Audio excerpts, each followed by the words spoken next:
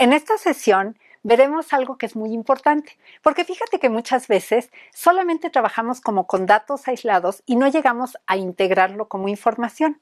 Aquí veremos con un ejemplo cómo hacerlo.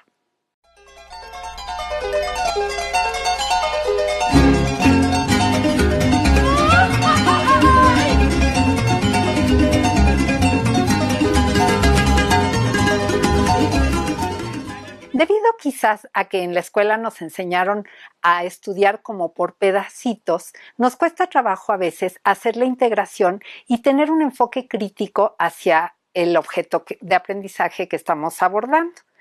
Por ejemplo, muchas veces le preguntamos a un estudiante, ¿cómo resolvemos este problema?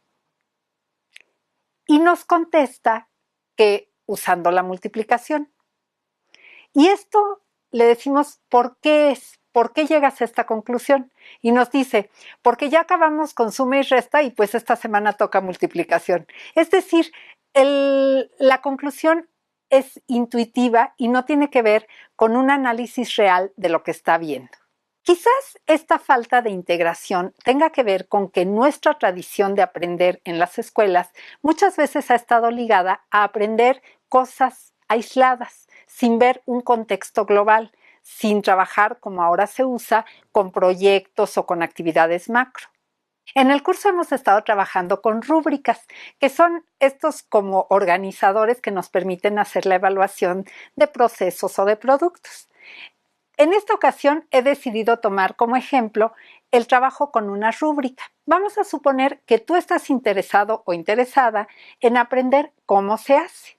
Entonces veremos que hay una variedad de pasos. Si nada más los vemos de manera aislada, es posible que la rúbrica final que hagamos no sea tan buena, por lo cual hay que llegar a una integración de todos estos elementos para que haga sentido.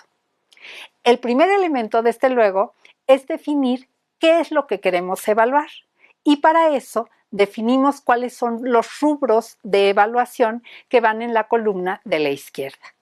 Nuestra siguiente tarea consiste en redactar los descriptores que corresponden a los niveles alto y bajo y después llenar los intermedios.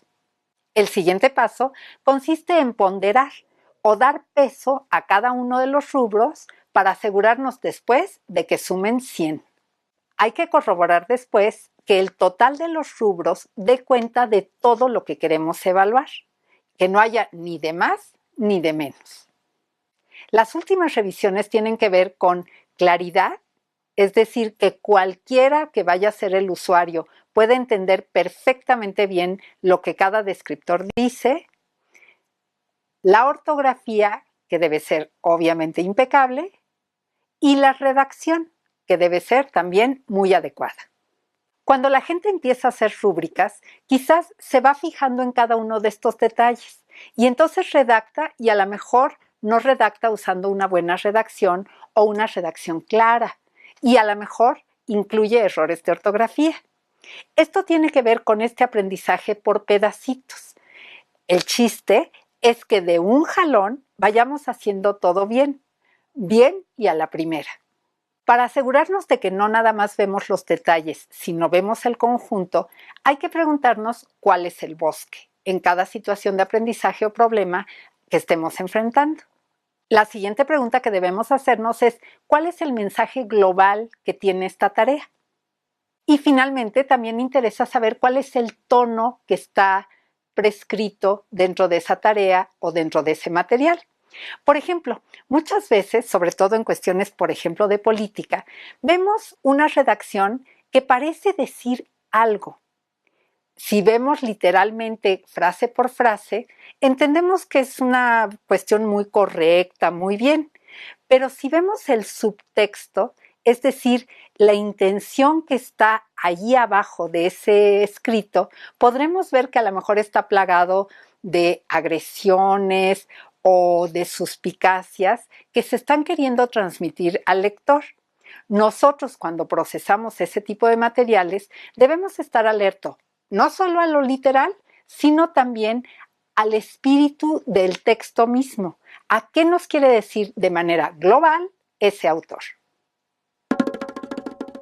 En esta sesión vimos la importancia de considerar no solo las cositas que vamos asimilando y entendiendo, sino también lo global, el bosque al mismo tiempo que los árboles.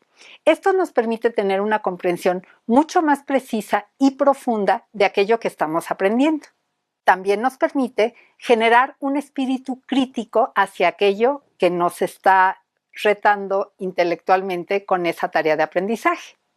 En la siguiente sesión estaremos viendo cómo ser un aprendiz eficiente.